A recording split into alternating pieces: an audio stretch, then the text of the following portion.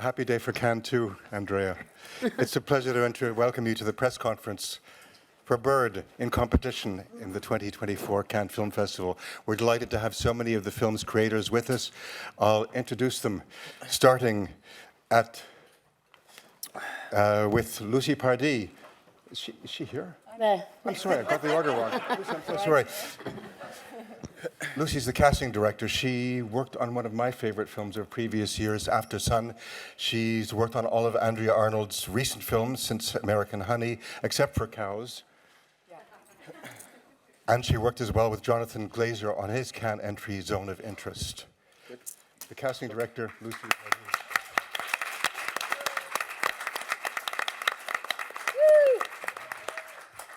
Next to her, Lee Groombridge. Among many other projects, he's produced music videos with The Shoes, The Chemical Brothers, and Paul Nutini. He's also produced the 4th season of Documentary Now, producer Lee Groombridge.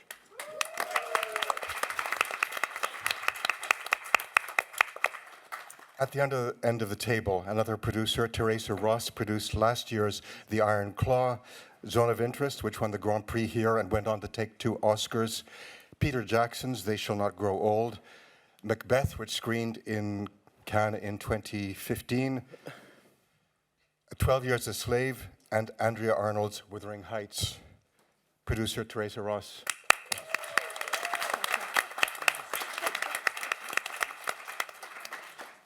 Next to her, the director of photography, Robbie Ryan. He's been nominated twice for Academy Awards, twice for BAFTAs. He's the recipient of the European Film Award. He won in Venice for Andrea Arnold's Wuthering Heights. He filmed all of, or many of Andrea's previous films, American Honey, Fish Tank, Red Rose, and Wasp. He has no less than 2 films in competition in Cannes this year, the other being his latest collaboration with Yorgos Lanthimos, Kinds of Kindness. Robbie Ryan. Right.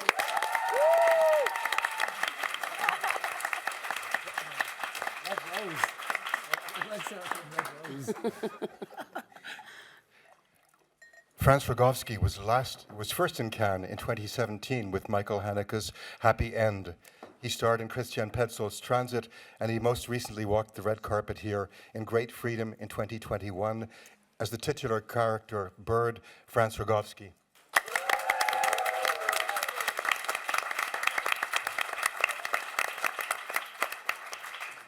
I don't know where to begin with Barry Keoghan. He screened this past winter in Masters of the Air, this TV series. He was in the 2017 Cannes entry, The Killing of a Sacred Deer. We've seen him in the TV series Chernobyl, on screen in Dunkirk. He was nominated for an Oscar for The Banshees of Inisherin. And this year he reprises his performance of Murder on the Dance Floor from Saltburn. You knew that was coming. Barry Keoghan.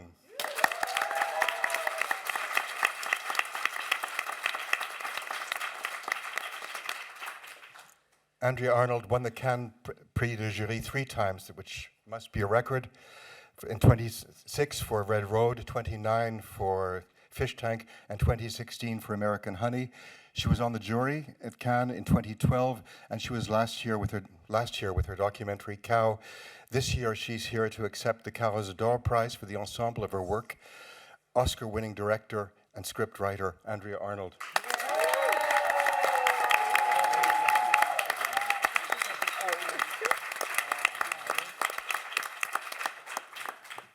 Andrea, I'll break the ice, if you don't mind, with the first question. Yeah. At your masterclass, you said that all of your films start with an image. Yeah. And I'm wondering what the image for this film was, and also if that image changed, how it developed. You can say. Okay. So, well, a very long time ago, I had the image of a very tall, thin man with a long penis standing on a roof. In that image, there was mist around him, and I didn't know if he was good or bad, or who he was. What was he, an alien? Was he strange? Who was this? Was he? I don't know. That's where I started. I'm like, why is the man standing on the roof with no clothes on? And what's that about? Why is he naked? And that's where I started.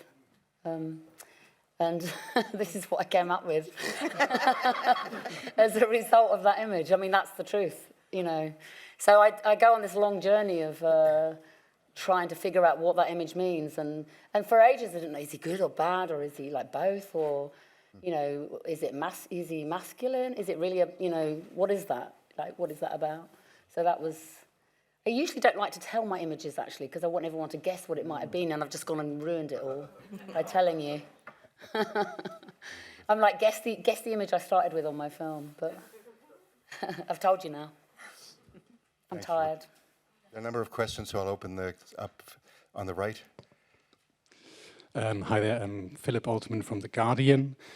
My question for Andrea is about the casting of Franz in the role of the titular character Bird. It seems there's been an ironic, unexpected trend recently in British cinema, independent cinema, that goes against the grain of Brexit. Really, since Brexit, there have been more German or European actors in British films, The Zone of Interest being another one. And I just wondered why you cast Franz in this role.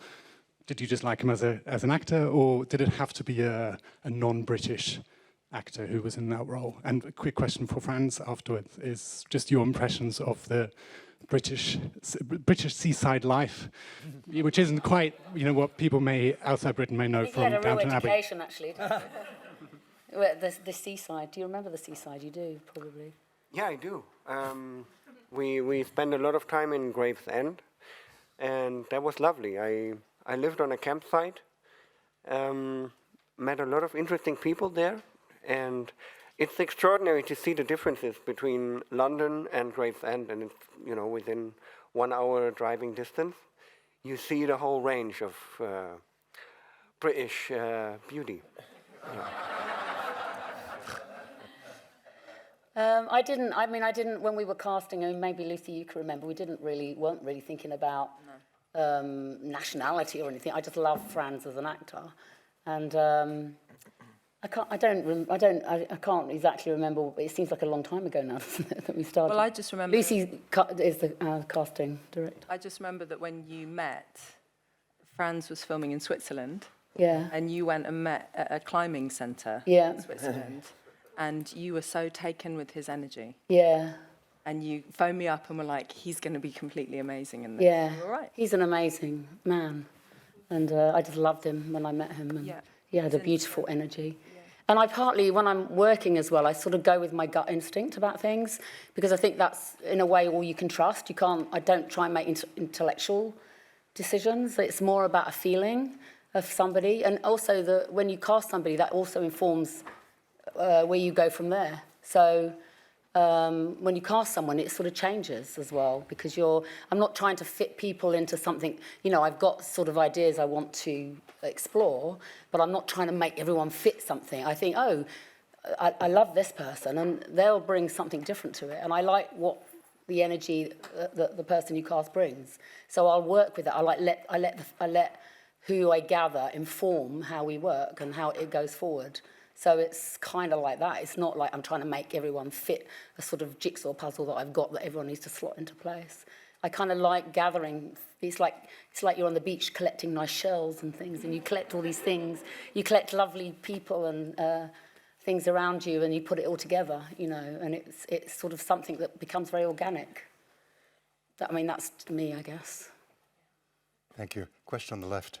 Yes, Teresa Cosero, German television Kulturzeit. I have a question for Franz Rogowski too, because I think it's rather unusual or funny to see a German actor play in an English movie not being a villain. So I would like to know, what did you like about your character, this dreamlike person, and perhaps you could answer it first in German and then in English, please. Ja, gerne, kann ich machen. Also für mich war von Anfang an klar, dass ich mit Andrea Arnold arbeiten möchte, auch wenn sie mir kein Drehbuch gibt, auch wenn ich nicht weiß, wer ich bin. Es gab eben im Vorfeld eher so ein visuelles Angebot, eben den nackten Mann auf dem Hochhaus, den großen Penis, verschiedene Fotos und ja, und eben ihre Arbeiten, die ich alle bewundere und ich kontrolliere gerne das, was ich mache, aber wenn Andrea anruft, dann ist es eher so ein sich hingeben und sich einlassen auf eine Reise, die noch gar nicht fertig geschrieben steht auf Papier. Und ja, von daher war ich auch gar nicht konfrontiert mit diesen Fragen, bin ich jetzt ein Guter, bin ich ein Böser. Ich wusste von Anfang an, ich muss keine irgendwie so, ich muss keinen Realismus innerhalb von Gravesend darstellen, sondern ich bin quasi eine, ja wirklich in vielerlei Hinsicht fiktionale Figur, die auch viel zu tun hat mit Andreas Fantasie, mit ihrem Leben und mit ihren eigenen Erinnerungswelten aus der Kindheit. Und das fand ich natürlich toll, da ein Teil davon zu sein. Okay, now in English. I think, first of all, I decided for Andrea's body of work. I knew that the work that she has been making so far is something that I admire and that I've always been fighting for. So I think I rather decided for her world in terms of her language and her style than for a character. Like, I didn't even know whether it would be, you know, a villain or like an angel. I mean, she gave me all kinds of inspirations. I remember an album of songs that I could listen to, and I'm still listening to that music actually almost on a daily basis when I do my yoga session. And I had a lot of images of a floating man naked in nature, and yeah, I found that pretty attractive. I mean, I felt like, okay, that sounds interesting. And, you know, yeah, we all went for that journey interested in an adventure and not trying to defend ourselves as actors or trying to do our thing and then somebody would just, you know, sum it up and make a nice edit. It was rather us hanging out in time and space and creating something that only appears when you surrender to something that you don't really can control or grasp or, you know, put into words beforehand.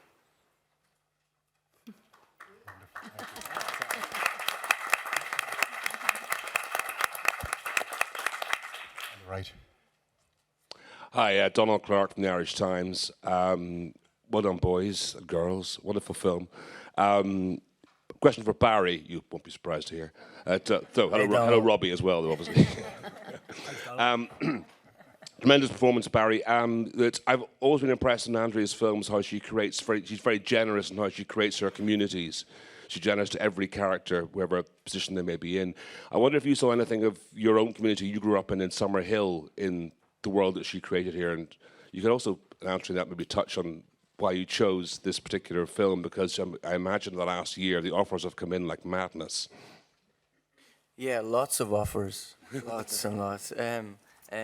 No, Andrea was. I mean, I've been saying this in interviews since 2014. I think that 2015 that I wanted to work with Andrea Arnold.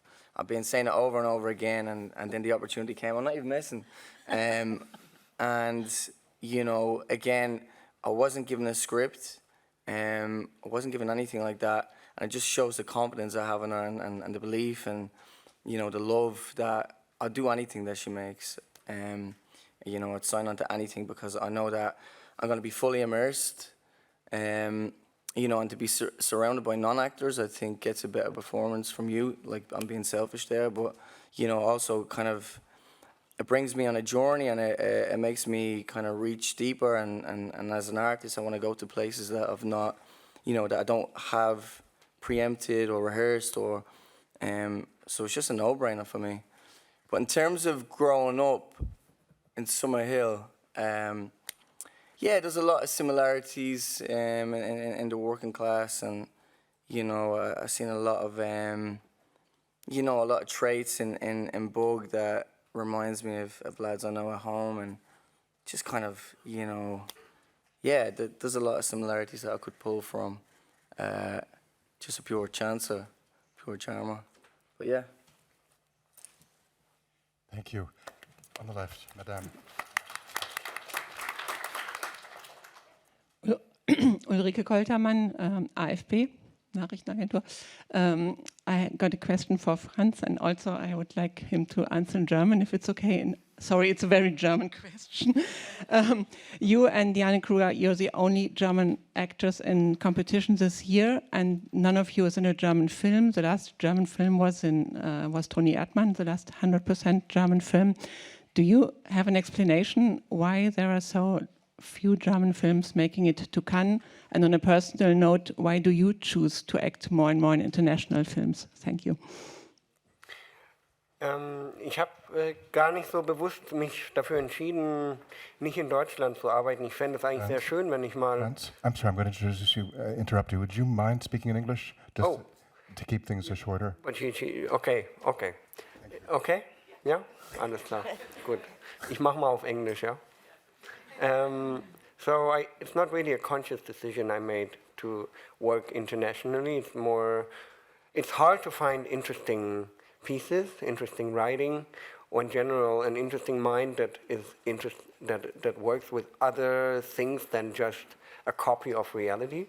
And I guess the only thing that I do is I read scripts and I try to find the ones that I can relate to and that I believe in. And somehow it happened to be that I've been working in 5 or 6 different languages over the past 3 years, and never in Germany. But the truth is, I'd love to wake up and just go to work and come home in the evening. And I'm just waiting for the right script. Robbie, I owe you an apology. I'm sorry, I cut you off. The previous question was also for you. Was it? With the Irish connection. No, I don't think so. It was. Was it? Yeah. What was the question? What's your favorite color? Ah. You could talk about working with Andrea all these years. Yeah, it has been a long time, and it's amazing that the Cannes Film Festival has honoured Andrea with the award on Tuesday, was it? And I was here in 2006 with Red Road, and it's like such a comfortable place to come to know that they appreciate the cinema that Andrea makes, and it just makes us want to do more. And it's a very, very exciting place to show your film, and extremely nerve-wracking as well. So here we are. But it's been a great experience to see the film yesterday, and I think I'm really proud of it, and I hope everybody likes it. Question on the right. Hello, I'm Nykiya from Omelete in Brazil. First of all, I want to say that I love the film. It's my favorite so far on the festival.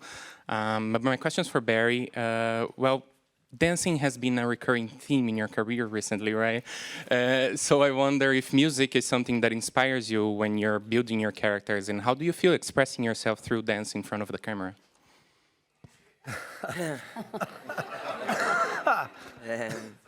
I don't think I can dance, though, honestly. I think I'm a bad dancer. But I think the beauty of dancing on screen is the effort of trying.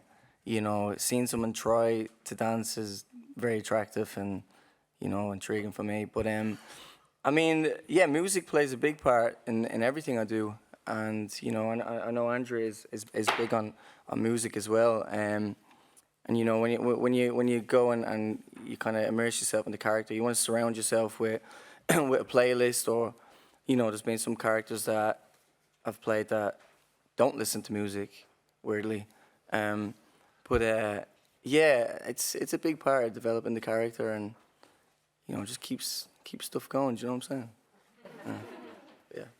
Did Andrea prepare a playlist for you too? Oh, I always. I mean.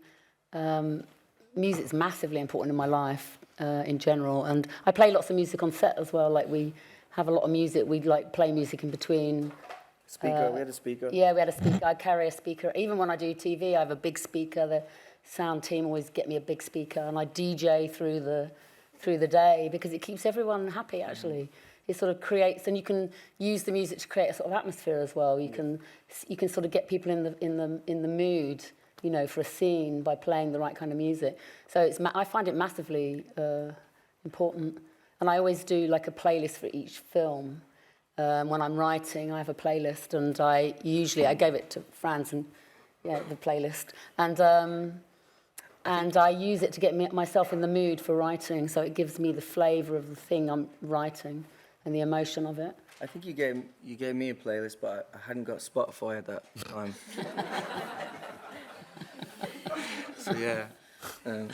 Lee, I don't know if producers split up the work, but given your past in music videos, was the music your department? No, very much Andrea's. She's got wonderful taste in music, so it's, yeah. Thank you. Question on the left. Hello.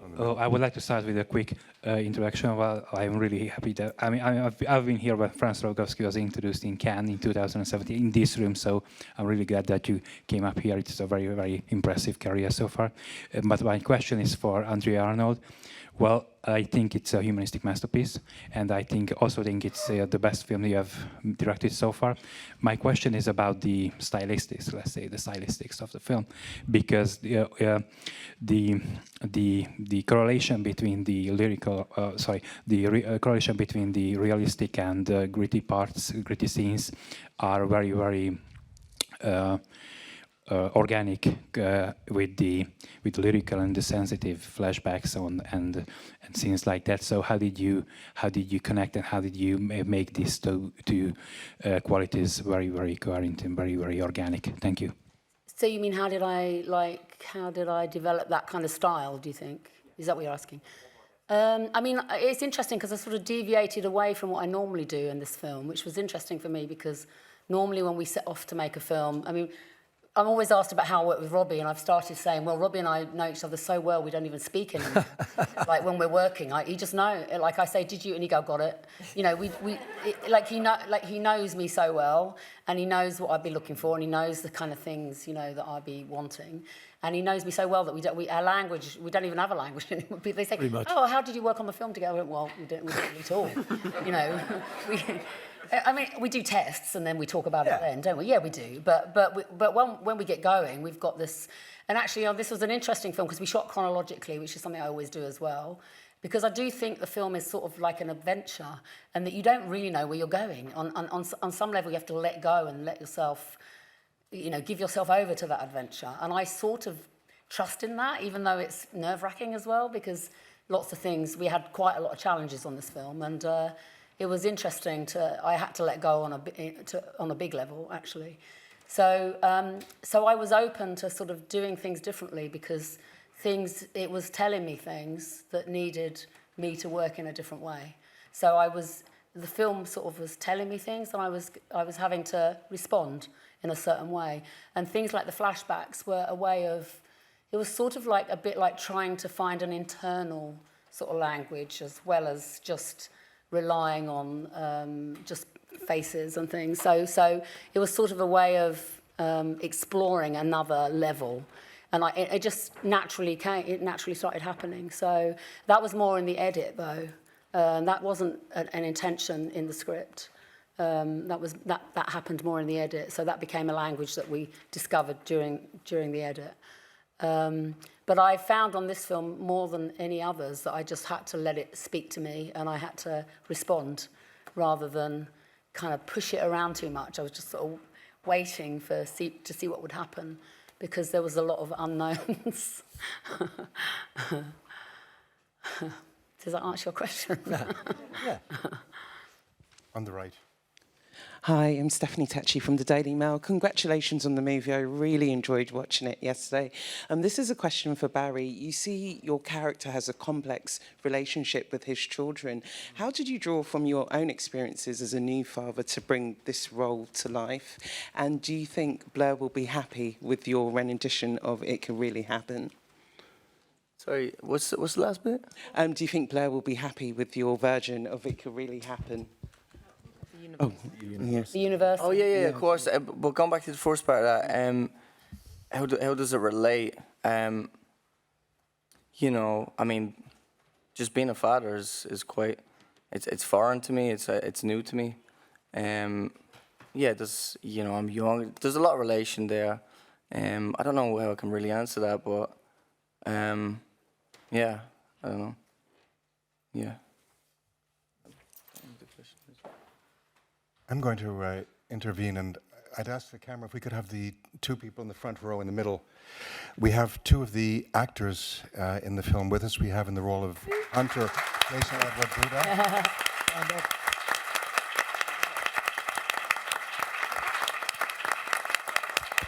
And next to him, Nykiya in the role of Bailey.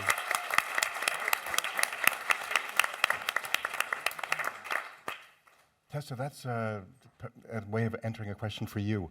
What is your work specifically in working with Andrea, and does working with non-professionals or actors with little previous experience, does that make your job different?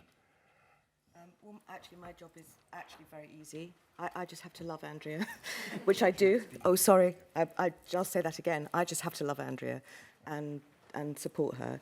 So the hard bits are what's hard for her, really, or for the team. Supporting her is a huge pleasure, and it always has been, truly.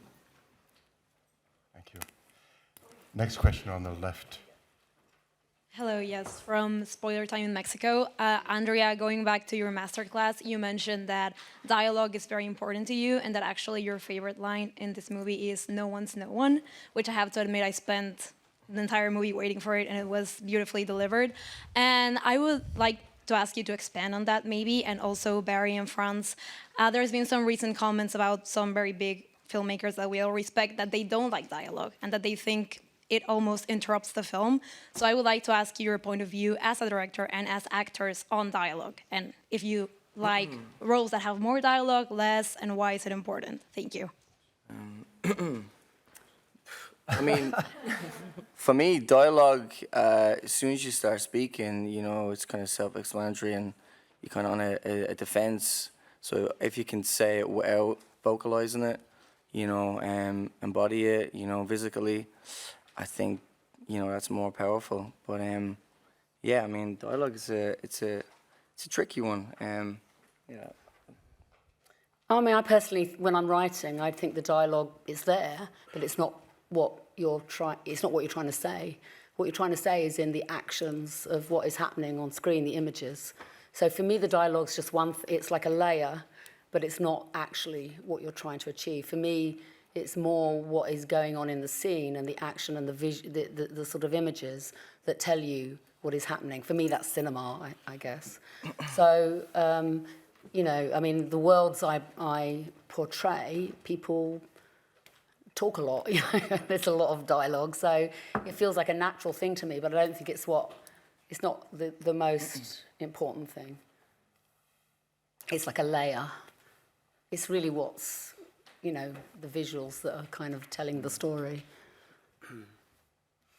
Yeah, I think the misunderstanding often lies in the idea that a dialogue is the explanation of the feelings that a character has. But as an actor, what you're looking for is a dialogue with the world that you live in, the fictional realities that you create. So whether you use words for that, or movement, or motion, or textiles, or a song, or a sound, I think is secondary. You can use all kinds of tools to become something and create your own identity. But when the words that you carry are just there to explain a shallow story, then you lose your dignity and you lose your secret as a character. And in general, I think the fear of being misunderstood is a danger to an interesting story. I always prefer to see something and then wonder, okay, what was that all about? Than to leave the cinema knowing everything about every single character and then just, you know, make a check and forget it.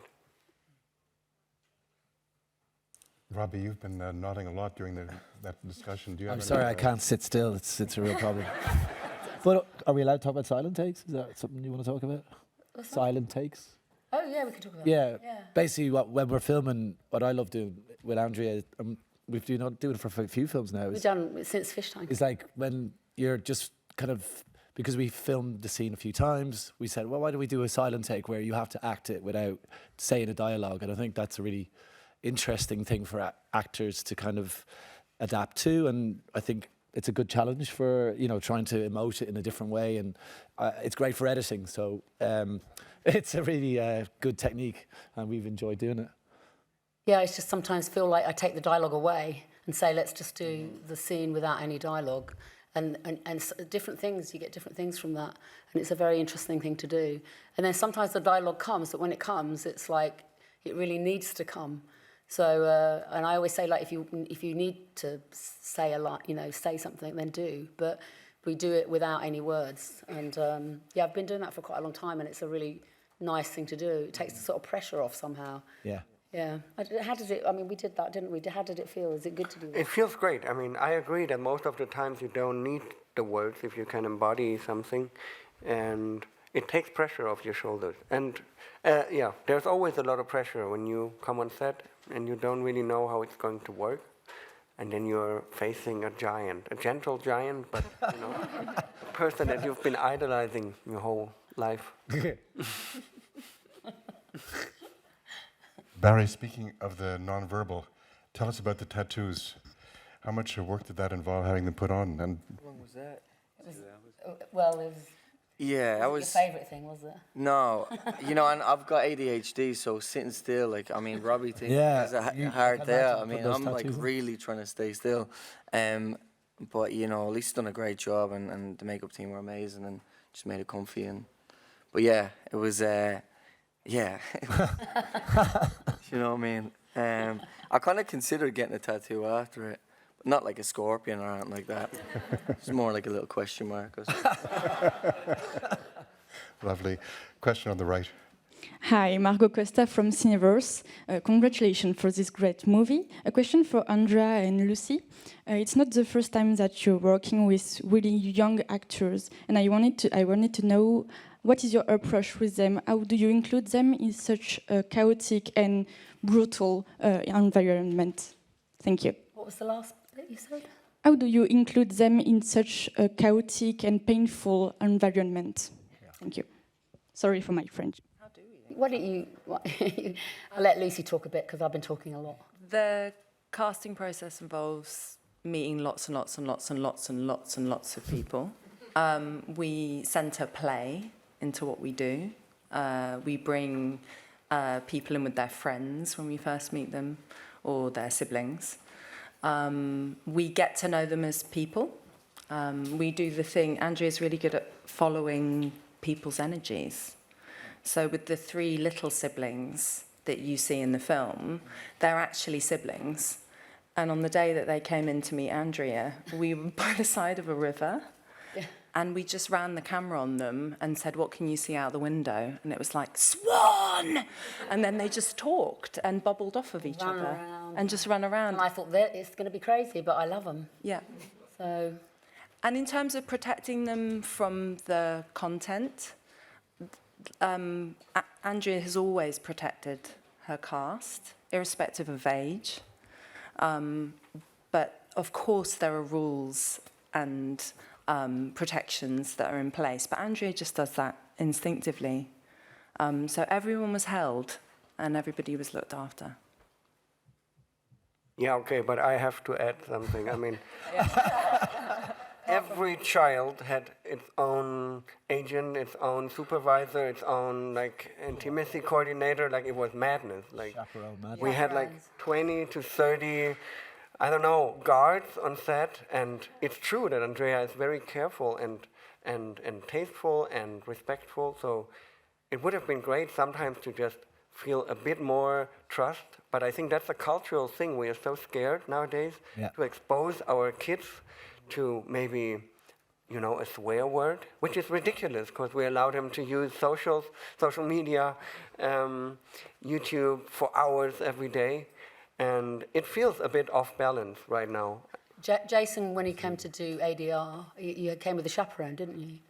But he's 16 and he can get married and have a baby and get a leave home and get a job. But he had a chaperone to come to the ADR. It's a little crazy.